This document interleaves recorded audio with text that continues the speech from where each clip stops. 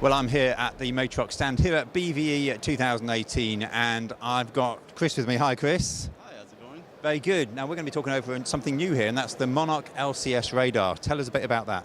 Yeah, well, Monarch LCS Radar, we came up with that for, basically it's a centralized monitoring and administration software that we came up with for situations where you have multi-seat installations, or you may have multiple LCSs across, say, university campuses that are on different subnets. So it's just a way to for an administrator to easily view and see the status of all the LCSs that are on the network, and he can also administer them straight from the application. Yeah.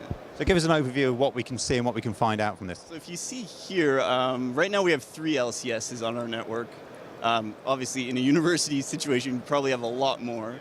So this is showing us the different statuses. So you can see one here is green, and what it's doing right now is just it's streaming. So it's green, telling me there's no issue with it. This one here is sitting idle. You can see it's white. It's not doing anything. It's got a video input. Yellow is telling me it's sitting there idle, but there's no video input on it. So basically, it's just a warning saying there's no video input on it. Here you can show and hide columns. It's all customizable. One thing I forgot to mention here, if I click this one with the video input, you'll see in a second it also shows you a little preview of what's going on. So they can see, okay, so I can see both my cameras are connected, what I want. So it's just to show you a preview of what's going on.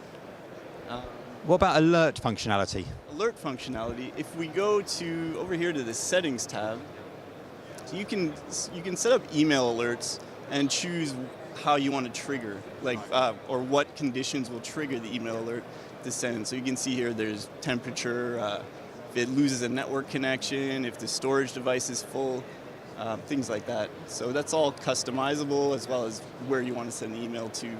Yeah. And then the administrator can choose to take some sort of action to rectify the situation. Yeah.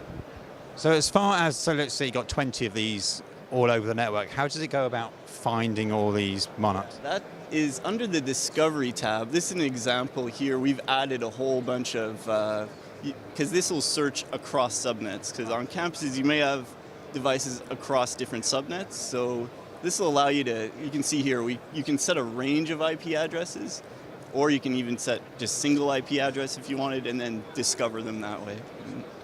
And if you have really a lot of LCSs, we also have groups, so it allows you to group them all together and just to organize them, because it could get a bit out of hand if you have, say, 50 LCSs on a network. You know? Yeah.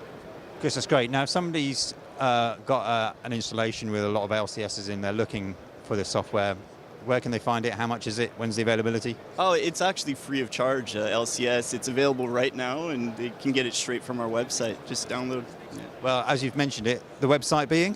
It is matrox.com/video. Yeah. Chris, thank you very much.